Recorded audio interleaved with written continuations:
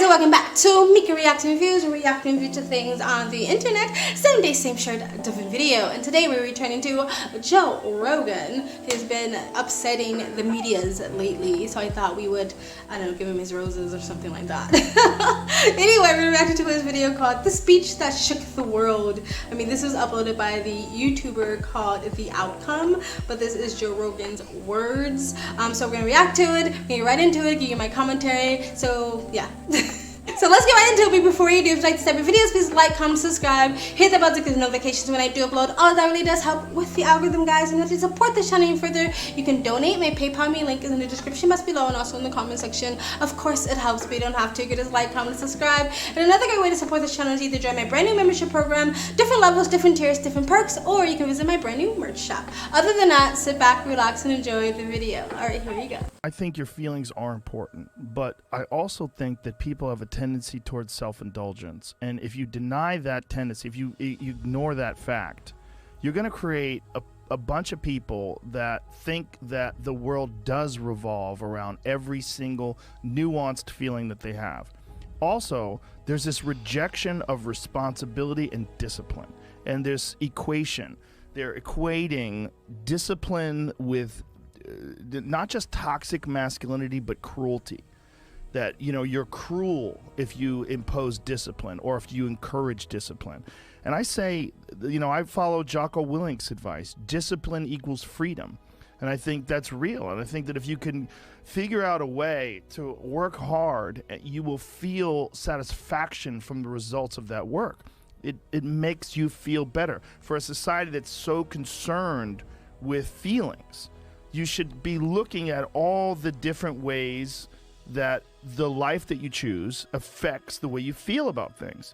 And if you have really accomplished goals and actually exerted discipline, done things that were difficult to do that you didn't necessarily want to do, but you knew had long-term benefits, that is a part of being like an actualized human. That's a part of being a man. It's a part of being a woman. It's a part of being a person who accomplishes things in life.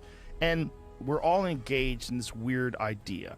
And this weird idea is that you work and you get a certain amount of money for that, but the money's not proportionate to effort. It's proportionate to your thought process, how you find your way through things, problem solving. It's basically a puzzle.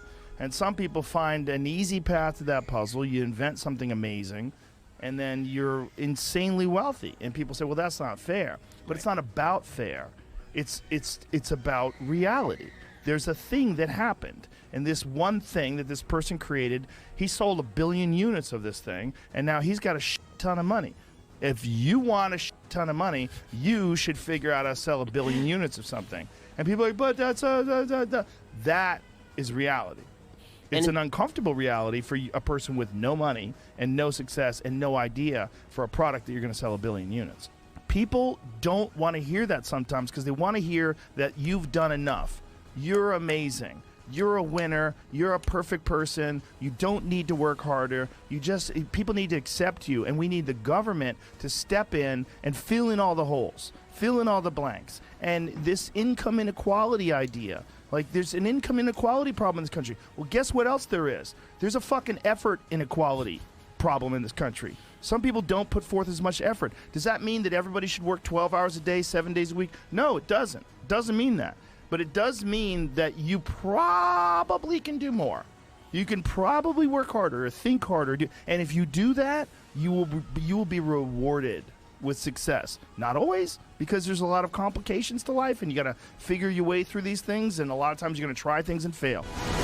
Okay guys, wow, he said a lot. I tried to stop it in between, but it was really no breaks in that video. Wow, okay, so let's start with the whole like entitlement problem. There has been a huge entitlement problem. It started with my generation for sure, and definitely with the younger generation, Gen Z.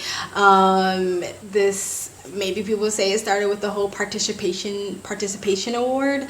It's like you get a trophy just for existing, just for being there, just for being here, instead of getting a trophy for actually exceeding the next person. This idea that everyone is supposed to bend over backwards or even care about your lived experiences, about your feelings, about your ups and downs is absolutely not the case. Yeah, it's great to have some sort of community around you, friends, people who love you, that they should care, but every single person on the planet is not supposed to give a crap about all your little intricacies of your lived experience and your pain and whatever. If you teach a whole generation of people that and you send them out into the world, you are setting them up for a lot of pain, a lot of misery, and a lot of disappointment. That is not the right message to be sending, like giving to children or giving to adolescents, that everyone's supposed to care about your lived experiences and your feelings. You're just setting them up for a lot of pain, a lot of like mental disorders, a lot of like counselor and therapy sessions, because that's not the way the world works, unfortunately. Again, I'm not saying that the world should be vapid of empathy, sympathy, and compassion. Of course, the general public has empathy, but the true connection, I personally care about you, it comes from your community, your family, your friends, not everyone around you. But I think there is an entitlement problem. Even in the West are full of the most entitled people. Living abroad has taught me that a lot. Like the West, Americans are extremely entitled and spoiled and ungrateful.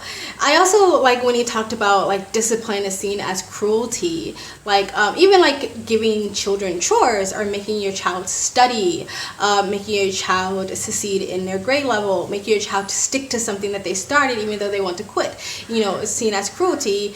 And in some ways, I think that can go overboard, but giving your child some sort of standards, responsibilities, accountabilities, again, helps them in the long run as adults. If you spoil your children, that is only going to set them up for failure as they get older. But I also think accountability and responsibility is seen as cruelty in today's society or today's progressive society.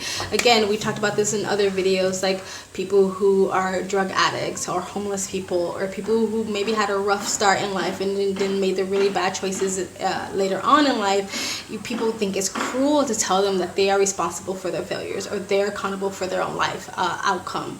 But again, it's not the case. It's just reality. At the end of the day, you are the only person that can make the life that you want. You are the only person that can create the life that you want. No one else is going to do that for you. And again, telling young people or telling a generation of people that is supposed to happen, you're setting them up for failure and you're actually taking the power away from them to be able to exceed as they get older. And the inequality of what do you say, ability or putting work into it, I also think that's the thing. It's this thing where people feel like if you are rich, if you're a multi-billionaire and you have a corporation, that somehow the person who created that doesn't deserve the success they have or deserve the money that they have because it's the lowly workers who made that money for that person. But that person started it. You weren't there at the beginning, right? They sacrificed a lot to start it. They risked a lot to start it. But now, because they risked and they sacrificed in the beginning, now they can kind of sit on the bag of money and have people work for them. And it still doesn't mean that they're not doing a lot of work. Usually the more money, the more problems that you have.